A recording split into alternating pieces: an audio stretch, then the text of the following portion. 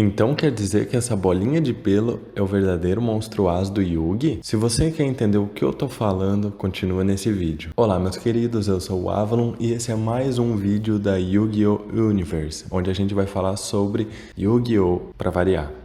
Depois de 2 vídeos falando sobre Rush Duels e o novo anime de Yu-Gi-Oh!, eu resolvi voltar para a essência e dar um pouquinho de nostalgia para vocês. Hoje nós vamos falar um pouquinho sobre os monstros do Yugi e como eles vieram ganhando variações e se atualizando ao longo dos tempos. O Yugi usou muitos monstros que ficaram marcados na nossa infância e que nos fazem vibrar até hoje. Na época, eles eram monstros muito legais. E eles tiveram que vir se reinventando. Uma porque a Konami adora vender nostalgia e outra porque a gente adora comprar nostalgia. Por serem tantos monstros, infelizmente eu não vou conseguir falar sobre todos, então já deixa o seu like, o seu comentário, compartilha o vídeo aí para ajudar o canal e comenta aí sobre quais outros monstros do Yugi ou de outros personagens de anime você gostaria que eu fizesse um vídeo desse, tá bom? No vídeo de hoje eu vou falar sobre 4 carinhas, na verdade são 3 e uma moça, que foram monstros muito icônicos do Yugi. Quem não lembra do Demônio Selvagem? Aquele monstrinho fofo e que sempre era equipado com o chifre do unicórnio para ficar mais forte. Cara, essa era uma jogada clássica e quem de nós nunca tentou fazer isso no jogo? Eu vivia tentando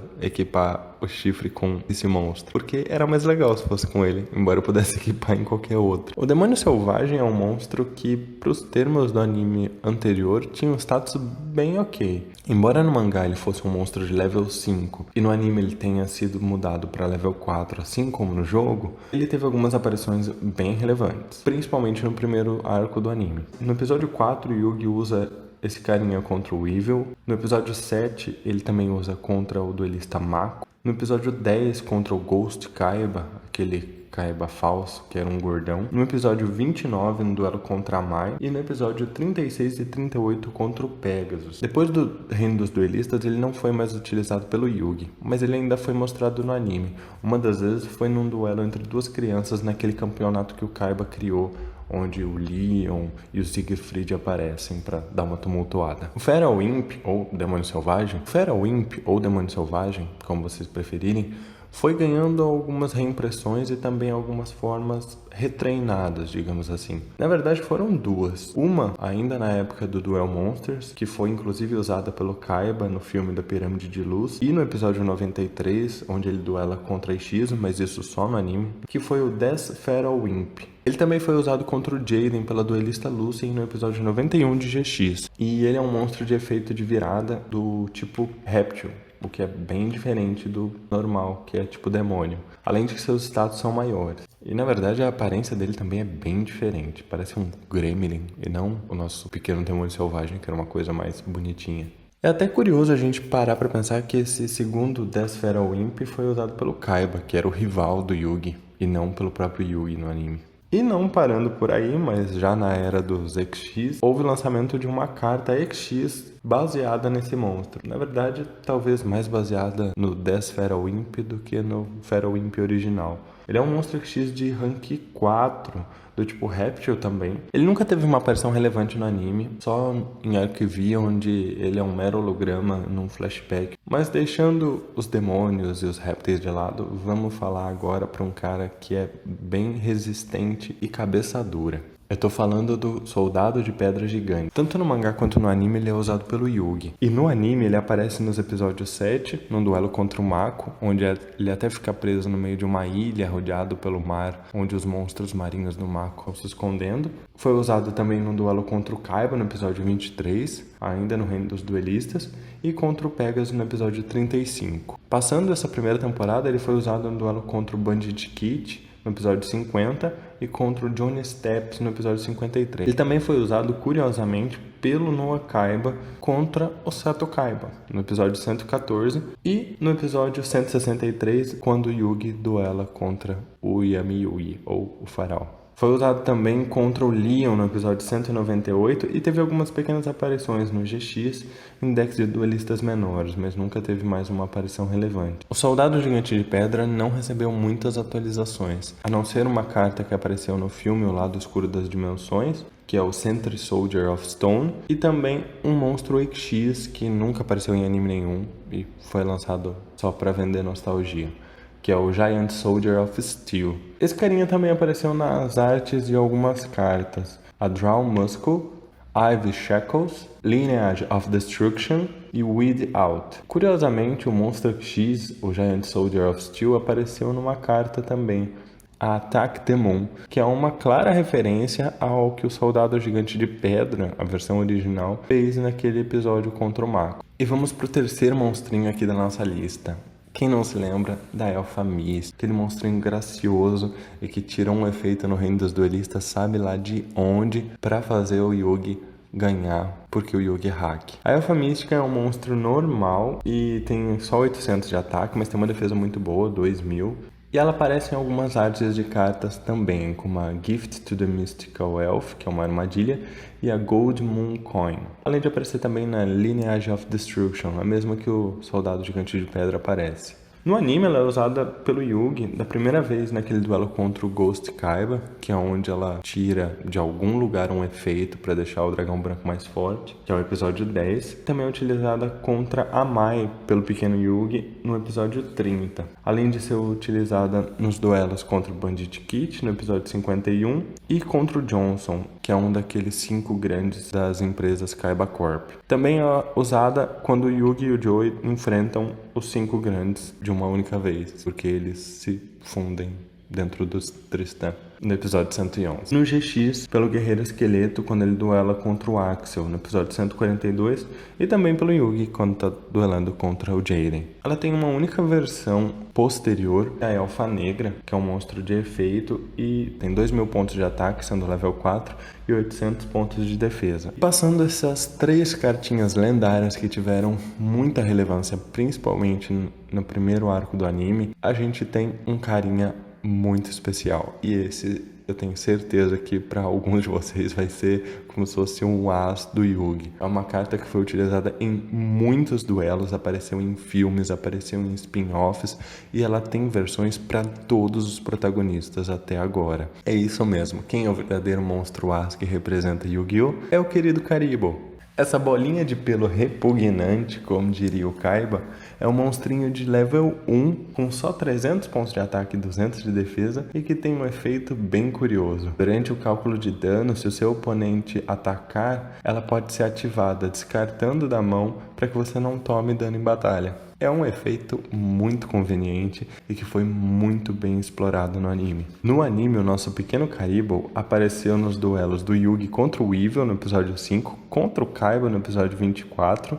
contra a Mai no episódio 30 e no episódio 38 contra o Pegasus, onde ele foi usado como uma verdadeira bomba para cegar a cegueira de 1000 olhos. Tá certo isso? Ela foi usada também na realidade virtual do episódio 45 contra aquele duelista controlado pelo Mark que usava Slifer no episódio 66. Foi usada também em duelos em conjunto com o Kaiba contra os High Hunters, inclusive aqueles dois Loomis e Umbra. Contra o Joey quando ele foi possuído pelo Merrick. Contra o Bakura no episódio 83. Contra os 5 grandes no duelo em conjunto com o Joey no episódio 111. E no episódio contra o Noah Kaiba, foi usada também contra o Kaiba na Batalha das Cidades no episódio 129 e apareceu na mão do Yugi no episódio que ele duela contra o Merrick. Karibo também foi usado em duelos contra o Rafael no episódio 156, contra o Evil no 161, contra um soldado Doricalco no 164, no 174 contra o Rafael de novo e no 182 quando o Yugi enfrentou o grande Leviatã.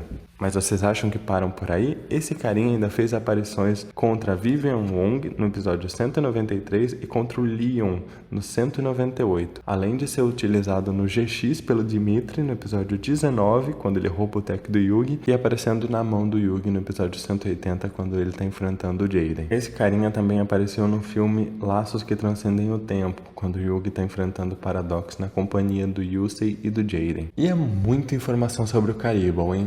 Ele tem algumas cartas nas quais ele aparece, que são a Detonate e a Multiply. Essas cartas funcionam especialmente para ele, Mas ele também aparece na carta The Flute of Summoning Karibo, que vocês devem conhecer do GX. Mas a gente não para com Karibo por aqui. Ao longo dos anos, o Karibo ganhou várias outras versões e eu vou passar uma a uma com vocês. Elas são o Ankh Karibo, que foi recentemente lançado só no jogo e é uma carta com arte do Takahashi, criador original de Yu-Gi-Oh!, em comemoração aos 20 anos do mangá. Foi criada também o Kurifoton, que curiosamente é a primeira versão do Karibo para um rival de protagonista. Ela foi usada pelo Kaito no episódio 69, quando ele duela junto com o Yuma e o Shark contra o próprio pai, que é o Dr. Faker. É bem interessante porque o Kaiba tinha uma repulsa pelo Karibo original, mas o Kaito tem o seu próprio Karibo. O Yuma, que é o protagonista do Zexal, o terceiro spin-off e quarta série do Yu-Gi-Oh!, possuiu 2 Karibos também.